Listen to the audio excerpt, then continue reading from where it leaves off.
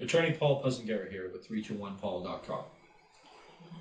If a person's been injured in an accident and the person who hit them did not have insurance, the question comes up, does that person have a claim?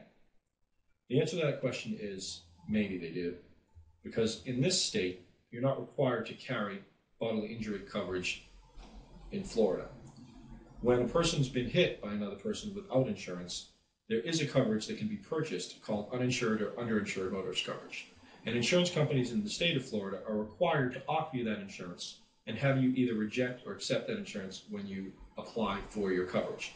If you have uninsured motorist or underinsured motorist on your policy, that can be very useful and give you the potential to get recovery for your injuries, even if the person who hit you did not have sufficient insurance.